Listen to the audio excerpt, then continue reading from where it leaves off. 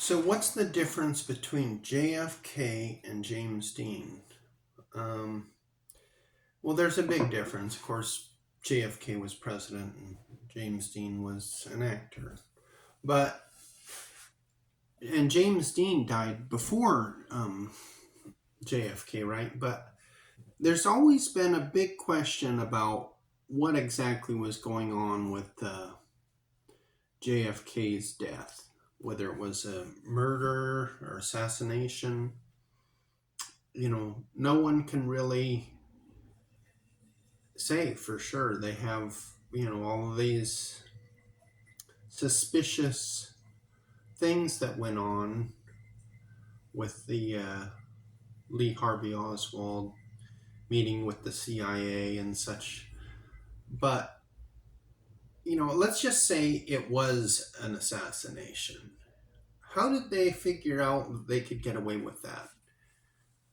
And if you go back to James Dean and say, ask yourself, was it an assassination? See, he worked for the big media companies, Warner Brothers, and they controlled the narrative.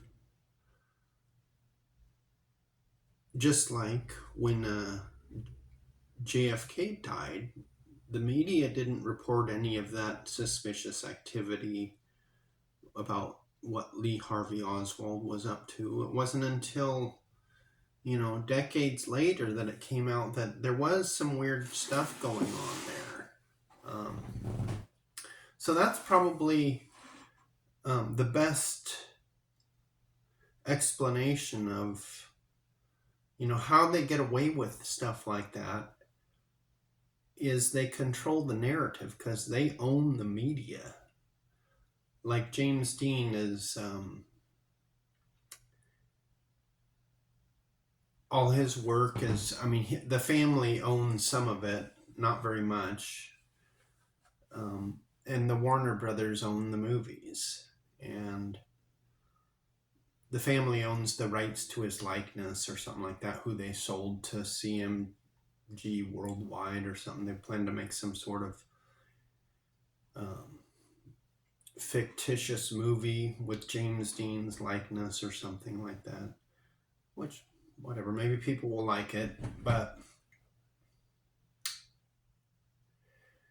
the conspiracy part, though, if you go back to Georgia Tann, she ran the Tennessee Children's Home Society from 1924 to 1950.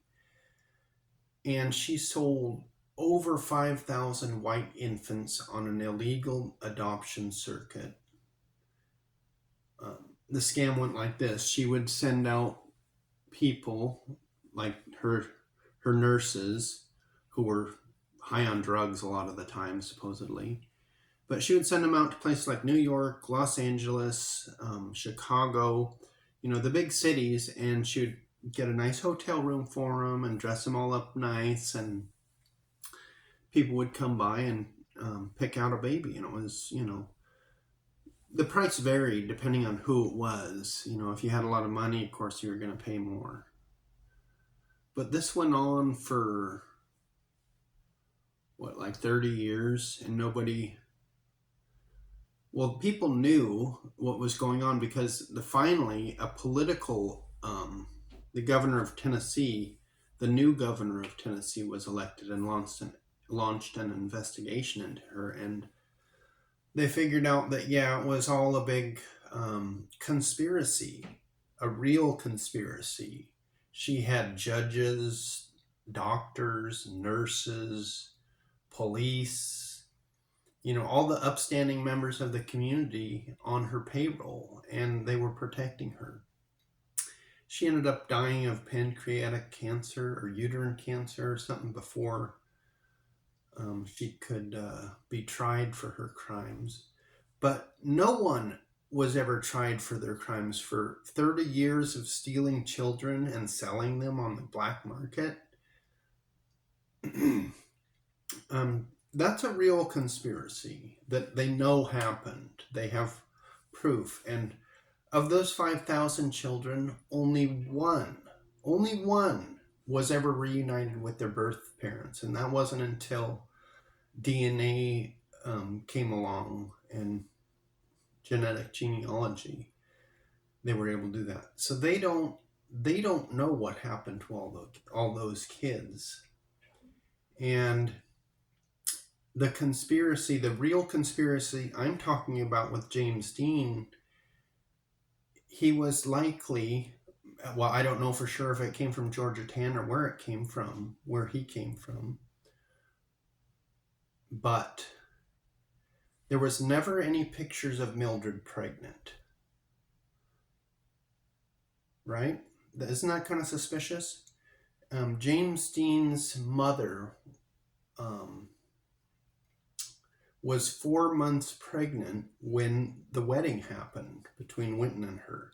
There's no wedding photos either, which would show, 4 months, that the baby bump is visible. So is it a conspiracy if I have actual evidence? And it's not actual, like as in I have this picture of her not pregnant. It's that there is no picture of her pregnant. What does that tell you?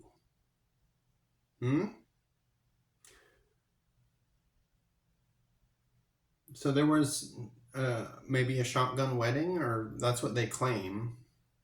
But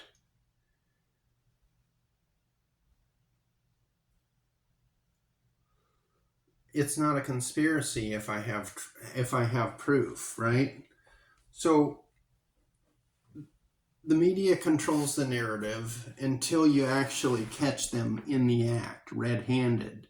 And right up until the very end, even after they go to jail, they say, I'm innocent. Everyone in jail is innocent, right? So there's just no winning without your support. So share my video, talk to Joe Rogan, tell him you want him on your show, his show. And, I'll bring in my book, which is right here. See this guy here? That's me. I'm actually a fairly decent looking fellow, and there's potential for me to help them if they will help me, or we could end up in court. It's up to them.